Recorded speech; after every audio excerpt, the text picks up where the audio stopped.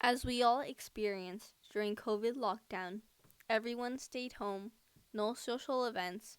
It may be okay for TV lovers, but for kids who like to go out and play with friends, it is difficult. It was the second summer of COVID when Miley kind of got used to playing only with her brother James, when the playground across the street was empty. Miley noticed that there was a lady sitting on her walker on the driveway 5 houses down the street. Miley told Mum, she must feel lonely when she sits there alone. The statement must also reflect the deep feeling in her young mind. Maybe I should go and accompany her, I said. Sure, Miley. Just go and introduce yourself as a neighbor, Mum encouraged. But I'm too shy to do it. I was just 9 and I was too shy. I was afraid too. This conversation repeated almost every time I went out to play and saw the lady sitting on her driveway. After 2 months of struggle, I finally went over and introduced myself. I spent some time there chatting with the lady. When I came back home with a big smile on my face, I shared some information with my mom. Mom, I just made a new friend. Her name is Grace. She is 86 years old, and do you know what? One of her granddaughters is named Kara, but she passed away. Grace told me that she will be on her driveway waiting for a bus to the hospital for dialysis on Mondays, Wednesdays, and Fridays. I could not go on Wednesdays because I had Mandarin lessons with my mom, my brother, and some other friends. So I went on Mondays and Fridays. I miss talking with Grace sometimes. I would be so upset that day. Sometimes it was raining and I would carry a huge umbrella and wait under a big tree in front of her house. Sometimes she would be too uncomfortable or too cold to come out, and I would still be happy to see her even if she could only wave to me, and then she would have to go on the bus. When she was out, we would talk about all sorts of things, like time saving, where she would sled when she was young. She would go to a hill that they called, I kind of forgot. I think it was like Big Something. Sometimes James would come too. We talked about James' short hair and what time we would go to sleep. My bedtime was 8, but I am often late. When Grace arrives at the hospital, she would bring her iPad, book, or something to do. After she finishes, she would have to go back home, and that would be around 10 to 11. So Grace goes to bed late too.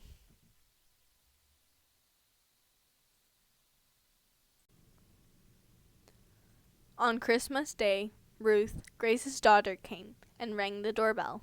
She said, "Hi, this is for Miley. Grace wanted Miley to have it." "Thank you." It came with a letter. It said, "Dear Miley," in printed letters, "wishing you a beautiful holiday season and a new year of peace and happiness. I love getting to know you, Miley. Love, Grace Wright." I was very excited about the card because this is the first card I got from my friend, not grandma or kids of mom's friend. The very first friend that I made by myself, a true friend. Miley went over to Grace's house today as a normal Friday routine without preparing for what she would get to know. I went to Grace's house as a normal on Friday. James went with me that time. Then Grace's daughter came out and walked toward us. We walked toward her too. She said something like, "Thank you," but Grace decided not to go to the hospital anymore. She would only be with us for a few weeks. So we said, "Okay, thank you. Please say hi to Grace for us." Then we went back without realizing what it really meant. When my mom explained it to me, I was very sad and cried. My mom said, "Grace may need your company even more. Why don't you write letters to her every day and tell her what is in your mind?" I agreed. That was a good idea. I started writing letters to Grace on every first nutrition break during school. I would write a letter and then put it on their porch without knocking the door or ringing the doorbell. She would reply to me most of the time. I still have the letters from her. Sometimes I take them out to look at them. One time I was finished writing the letter. I put on my boots and my jacket. Then I walked to their porch. I put down the letter with a clipboard. Then the door opened. There stood Ruth, Grace's daughter. She said, "Oh, hi. I wanted to invite you to come and visit Grace, but I don't know how. I prayed to God for this, and now I just wanted to open the door. I don't know why. Then I saw you here. It has to be God's plan." This was a miracle. I can never forget that. She asked me if I wanted to come and visit Grace. I said, "I have to ask my mom. Give me a minute." She said, "Of course." I came back to my mom. I told her what happened, and she was stunned. Then she laughed. She said, "Okay," and she gave me my mask. I said, "Okay, thank you." Then I ran back to Ruth's house. She was there waiting for me. I took off my boots and followed her inside her house, up the stairs, and there was Grace's room. Her room was quite small, and there wasn't a lot of stuff. Just one closet, a bed in the corner where her window is, and beside the bed was a mini table that had a pink flower. And Sam, Grace's son-in-law, took some photos for us. He also sent the photos to my mom, and my mom printed them out. And it is still on my desk with the Christmas gift from Grace. Grace also has a white cat. He has a lot of fur. Sam said that this cat acts very much like a dog. I think they said that the cat was called Timothy, and Timothy would sit beside Grace's bed so that Grace would not be too lonely. After a few letters, Ruth and Sam wrote a letter back and said that Grace's health was declining quickly, and thanked us for our kindness. Before, when I still went to Grace's driveway and talked to her, we also talked about music. I told her that I played the piano and the violin. She said that maybe one day I could go over to her house and play the violin for her. I said I am very willing to do that. But now it is hard to find a way to play the violin for her. But I already promised her that I would play the violin for her. So what should I do?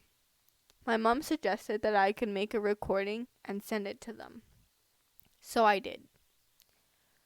I remembered Grace and I talked about the movie The Wizard of Oz. So I chose to play Grace the song Somewhere Over the Rainbow. It didn't really sound good now, but I thought it sounded good then. Later that day, Sam and Ruth sent an email to us that said that Grace is sleeping right now and that they would play it to Grace when she wakes up. After I played the violin, my mom was sending it to Grace's son-in-law when I went into the closet and cried. My mom came in, we all share an office, and asked, "Miley, where are you?" And then I actually forgot what I said, then opened the closet and then burst into tears. Mom gave me a big hug and told me that it is okay to cry when I feel sad. She made sure that I know that she will always be with me when I am sad and want to cry. I could not go in and visit Grace again, especially when her health condition declined. So whenever I passed their house, which is pretty often, I would wave and say hello. I wish Grace could feel the energy that I'm sending to her. After I stopped sending letters to Grace, I felt even lonelier. But I would feel good just saying hi to Grace because I believe she knows that I miss her a lot. On February 14th, 2022, Grace passed away. Because of COVID, they don't hold a funeral, and the graveside service was held in April. Ruth and Sam asked us if we wanted to go to the graveside service. We went to the graveside service and we sang Grace's favorite hymn. When it was time to let families give flowers to Grace, Ruth gave me and James a flower too. She said, "You guys can keep it if you want to, but you can also give it to Grace." We decided to give it to Grace. We felt so grateful that Ruth treats us like her families. After, when we were about to go home, we met a friend of Grace, and she asked us, "Which part of the family are you of Grace?" We said, "We are friends of Grace." Then the grandma seemed so surprised. She explained, "Usually only family members give flowers to the person who passes away." We were so surprised too. When other people were chatting, Grace's other daughter came over where we were, and were so surprised that I was very little and would be a friend of a great-grandma. She kept hugging me, and her two daughters were joking that their mother would kidnap me, and that they had candy in the car. She said to me, "Thank you for going through the final journey with my mom," and that really touched me. I have never thought that my visiting routine would make Grace happy. I sometimes even thought, do I bother Grace too much? We find that Grace's family is very open-minded about someone passing away, even though a lot of people kept crying. Afterward, we even got to meet Grace's great-grandson, Asher. The photos that Sam took for Grace and me were sent to my mom. Mom helped me print them out, and I chose the one that Grace was talking to me when I visited her. On the photo, Grace and I both smiled. I put it in a photo frame. I placed the photo frame in the corner of my desk with the Christmas gift I got from Grace. I also put some paper-made flowers that my friend gave me. Right now, 2023, I am still in elementary remote learning, which I have been since 2020. I feel like Grace is with me when I'm in school and when I'm doing my homework. It makes me feel Grace is still around me. When I mentioned that my friend passed away, people always think she must be a kid. They were surprised when I said my friend is 86 years old. The moral of the story is that friendship can go beyond age, culture, and race. We never know how our doings will affect this world. As long as it shows love and care, we should just do it.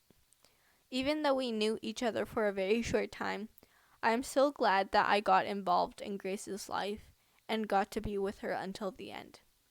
Grace and I, our friendship will never end. I am very thankful that Grace and her family taught me that it is fine for someone to leave as long as we keep having them in our hearts. There is a quote that says, "Good friends never say goodbye. They simply say, see you soon."